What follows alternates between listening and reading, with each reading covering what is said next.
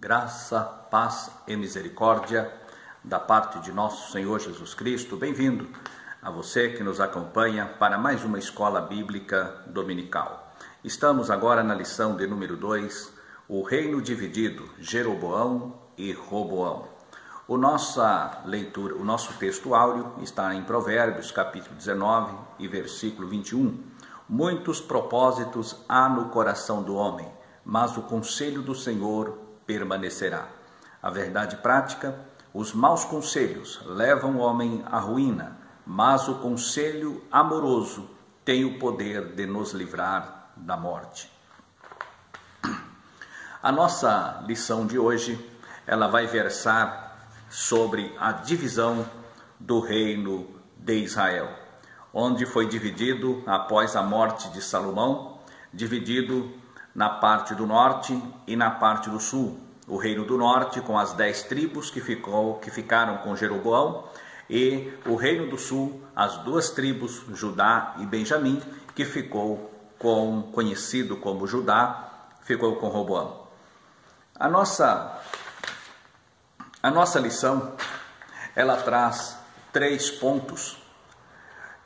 As principais causas da cisão, traz os erros de Roboão e, por fim, o reinado e idolatria de Jeroboão. Primeiramente, cumpre nós dizermos aqui que esse início de reinado de Roboão, ele traz grandes ensinamentos sérios e profundos que nós devemos observar. Primeiramente, nós cumpre-nos observar alguns detalhes. Primeiramente, acerca dos conselhos. Diz um adágio popular que se conselho fosse bom, não era dado, era vendido. Mas este adágio popular, ele é contrário ao que diz a Bíblia Sagrada. Ele vai contra os princípios sagrados. A verdade é que o que está por trás deste adágio é que as pessoas são resistentes a ouvir os bons conselhos, são resistentes a ouvir o aconselhamento que muitas vezes nos orienta, nos conduz para um caminho diverso daquele que está na nossa mente, que está no nosso coração. Daí a resistência aos conselhos. Mas todos nós precisamos de conselhos. As crianças precisam, o adolescente precisa, o jovem precisa, o homem maduro precisa, o filho precisa, os pais necessitam, a família necessita, a igreja necessita, o pastor necessita. Todos nós necessitamos de conselhos.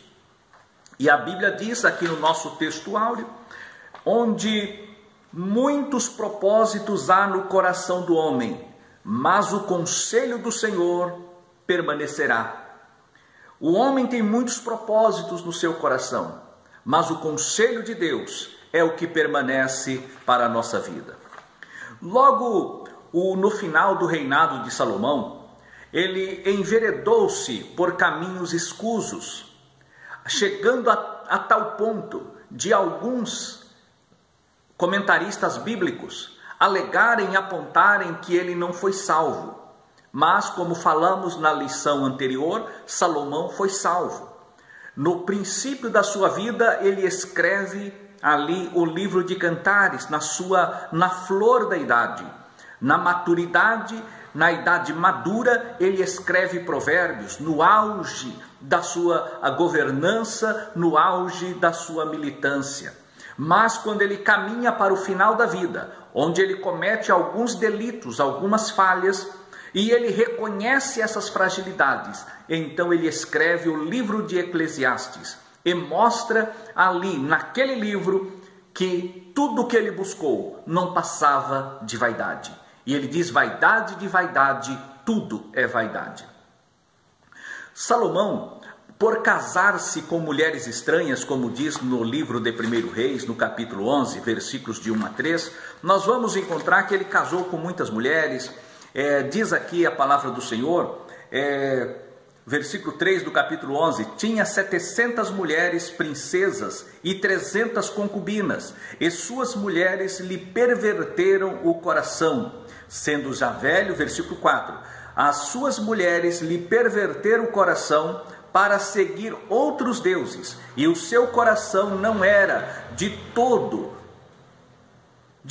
fiel para com o Senhor seu Deus, como fora o de Davi seu pai.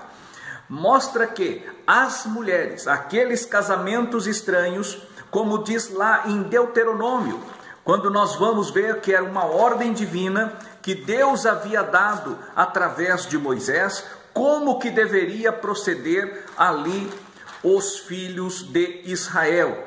Nós vamos encontrar que no capítulo 17, versículo 17 de Deuteronômio, tampouco para si multiplicará mulheres, para que seu coração se não desvie, nem multiplicará muito para si prata ou ouro. Mostra que o que Deus havia advertido ali através de Moisés, nós vemos isso se cumprindo, esse erro acontecendo na vida então de Salomão. E as mulheres lhe perverteram o coração. E por esta idolatria, por esta causa, o Senhor se ira contra Salomão. E pelo fato do Senhor irar-se contra ele, nós vamos ver que o que acontece? O Senhor então se irrita, o Senhor fica irado com Salomão. E nós encontramos que logo após, antes mesmo da sua morte, nós vamos ver que Deus, ele fala com o profeta Aías e manda Aías ir ter com Jeroboão. E Aías então, ele vai ter com Jeroboão. E quando ele vai ter com Jeroboão, lá no capítulo 11, também no capítulo 11, no primeiro livro dos reis, diz o seguinte, quando ele se encontra com Jeroboão, ele vai ao encontro e diz o seguinte, versículo 30, Aías pegou na sua capa nova que tinha sobre si, rasgou-a em 12 pedaços, e disse a Jeroboão, toma 10 pedaços, porque assim diz o Senhor, Deus de Israel, eis que castigarei o reino, eis que rasguei o reino da mão de Salomão, e a ti darei 10 tribos. Nós vemos que Deus, ele arranca 10 tribos da mão de Salomão, do governo de Salomão, por conta da sua idolatria. E a partir desse fato, nós vemos que Salomão passa então a perseguir a Jeroboão. Jeroboão vai para o Egito, e lá no Egito ele é muito bem tratado por Faraó, e fica até a morte de Salomão. Quando Salomão morre, vem então e ascende ao trono Roboão. O que acontece com Roboão? Roboão, ele foi a Siquém para ter uma reunião, uma assembleia geral com o povo, onde foi avistar-se para tratar ali as questões com o povo. Mas o interessante é que ele foi a Siquém. A capital era Jerusalém e Siquém ficava em Efraim. Se fosse ver, não era para ele descer a Siquém, mas era para o povo vir a Jerusalém, que era a sua capital, aonde estava ali todo o aparato real. Mas ele desce a Siquém, ouve o reclamo do povo, o povo fala a respeito dos impostos, da dureza com que foi tratado por Salomão, até porque para a construção do templo e os demais construções que fez Salomão, os palácios, aquilo que ele constrói, e carregou o povo de tributos. E o povo vem pedir para que aliviasse isso. E ele pergunta então aos anciãos. Os anciãos mandam ele responder benignamente. E fala, se tu fores servo deste povo, este povo te servirá para sempre. Mas ele vai então aconselhar-se com os jovens que cresceu com ele, que nunca sofreu na vida, nunca soube o que é pagar imposto, nunca soube o que era enfrentar uma adversidade, mas receberam tudo de mão beijada, por assim dizer. nunca pagaram o preço da obra, nunca pagaram o preço do labor, nunca pagaram o preço para engrandecer o reino. Essas pessoas não sabiam o que era prova, não sabiam o que era adversidade, e foram aconselhar justamente com esses. E esses então falou para Roboão: seja duro, mostra a dureza. E assim ele fez, mostrou a dureza, e Deus então separa o povo. O povo diz: o que temos nós com a casa de Davi? E vão atrás de Jeroboão, e Jeroboão então, ele é constituído rei sobre as 10 tribos do norte, sem guerra. O povo abandonou, Roboão perdeu o povo. O perigo é este, quando a pessoa se torna exaltada, arrogante, autossuficiente e se acha a superpoderosa, ela perde o povo, simplesmente isso, perde o povo. E Jeroboão seguiu então com a tribo do norte.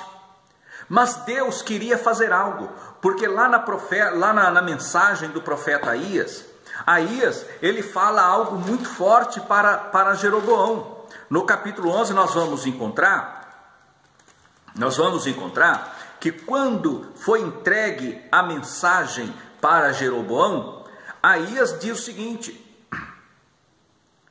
versículo 33: porque Salomão me deixou e se encurvou a Astarote, deusa dos Sidônios, e a Quemós, deus de Moabe, e a Milcom, deus dos filhos de Amon, e não andou nos meus caminhos para fazer o que é reto perante mim, a saber, os meus estatutos e os meus juízos, como fez Davi seu pai. Porém, não tomarei da sua mão todo o reino. Então, Deus fala para Jeroboão a causa, o motivo pelo qual ele estava arrancando as 10 tribos da casa de Davi e entregando nas mãos de Jeroboão. E no versículo 36, ele diz o seguinte, e a seu filho darei uma tribo, para que Davi meu servo tenha sempre uma lâmpada diante de mim em Jerusalém, a cidade que escolhi para pôr ali o meu nome. Tomar-te-ei e reinarás sobre tudo o que desejar a tua alma, e serás rei em Israel. Versículo 38, se ouvires tudo o que eu te ordenar, e andares nos meus caminhos, e fizeres o que é reto perante mim, guardando os meus estatutos e os meus mandamentos, como fez Davi meu servo, eu serei contigo, e te edificarei uma casa estável, como edifiquei a Davi, e te darei a Israel. Nota que a mensagem do profeta para Jeroboão foi essa, o motivo, a idolatria. Paremos aqui e voltemos agora a Roboão. Roboão, ele no começo do seu reinado, ele começa bem, mas depois ele envereda-se para o mundo da idolatria, seguindo os passos do seu pai. Ele segue os passos do seu pai. Jeroboão, enquanto isso no reino do norte, o que acontece com Jeroboão?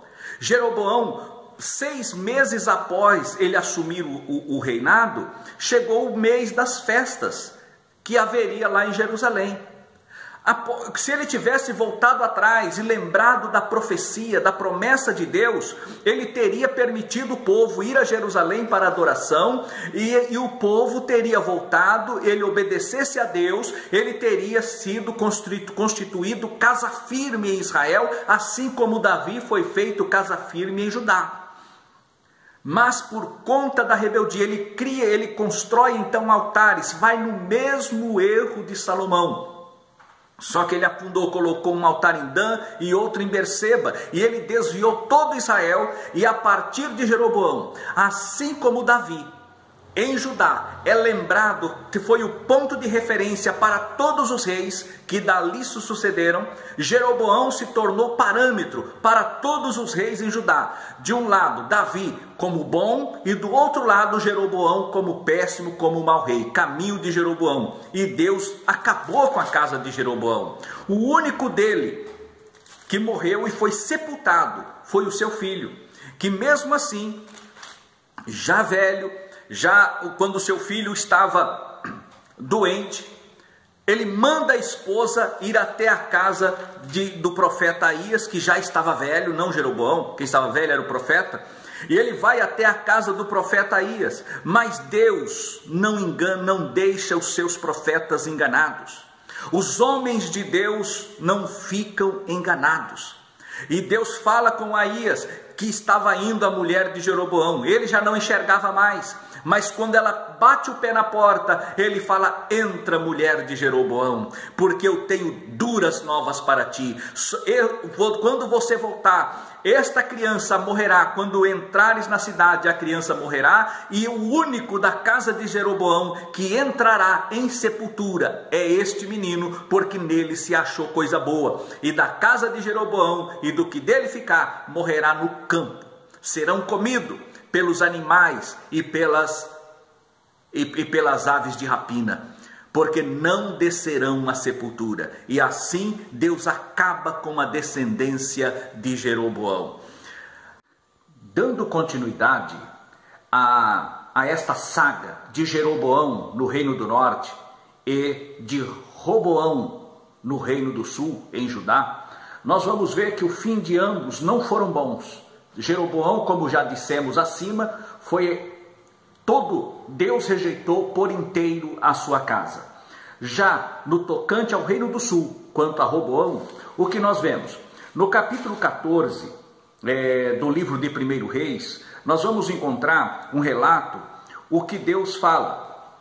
No versículo 21, nós vamos encontrar o seguinte: Roboão, filho de Salomão, reinou em Judá de 41 anos de idade. Era Roboão quando começou a reinar. E reinou 17 anos em Jerusalém, na cidade que o Senhor escolhera de todas as tribos de Israel para estabelecer ali o seu nome. Naamá era o nome de sua mãe Amonita.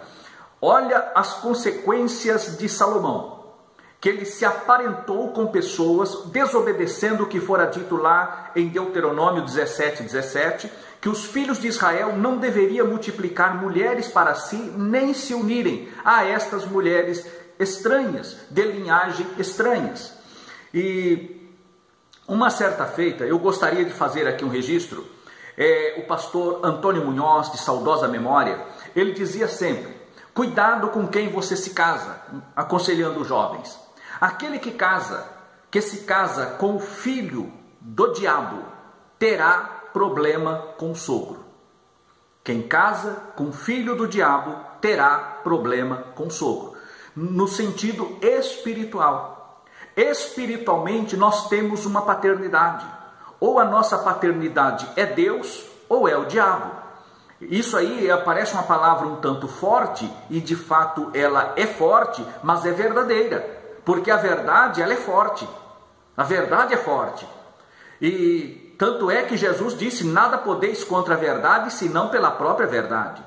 Lá em João 8,32, o Senhor Jesus, ele fala: se o Filho vos libertar, verdadeiramente conhecereis a verdade, e a verdade vos libertará. E no 36, se pois o Filho vos libertar, verdadeiramente sereis livres.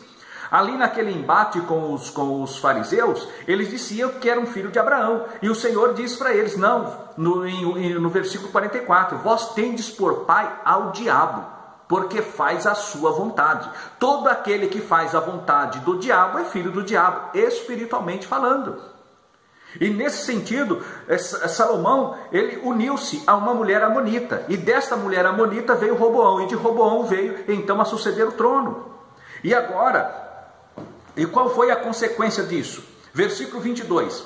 E fez Judá o que era mal perante o Senhor, e com os pecados que cometeu, o provocou o zelo ou a ira, mais do que foram os seus pais, mais do que fora Salomão.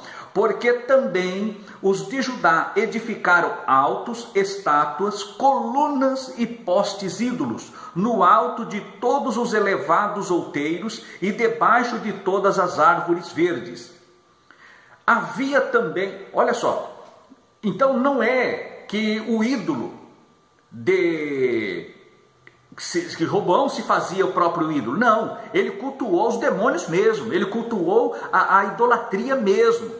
Não era ele que se fez um ídolo e cultuava a si próprio, como nós encontramos na nossa revista. Não, ele cultuou aos deuses da sua mãe. Aos deuses da sua mãe. E aqui nós vemos ainda, e havia, no versículo 24, e havia também prostitutos cultuais, ou seja, a prática homossexual. Deus, ele condena, Deus abomina o homossexualismo. Cada um é livre para fazer o que bem entender. No entanto, o que é pecado, a Bíblia relata. Isso é pecado, é abominação perante o Deus Todo-Poderoso, perante a palavra do Deus eterno a quem servimos. Então, isto é pecado. E nós estamos vivendo hoje uma idolatria sexual. A sexolatria é este o grande mal desta sociedade pós-moderna. Estamos vivendo um começo, algo muito forte da sexolatria. E aqui nós vemos que esses prostitutos cultuais, eles faziam parte de rituais religiosos. Seguia rito religioso fazendo tais práticas. No versículo 25, no 5º ano de Roboão, ele reinou 17, no 5º ano, veio contra ele Sisaque, rei do Egito, contra Jerusalém, e tomou os tesouros da casa do Senhor, os tesouros da casa do rei, tomou tudo. Também levou todos os escudos de ouro que Salomão tinha feito. Ele levou tudo. Porque quando o homem sai da presença de Deus, Deus retira dele a sua glória. E nós vamos encontrar que no versículo 27 ele colocou escudos de bronze no lugar dos escudos de ouro. Ouro representa a glória, a grandeza, e já o bronze não.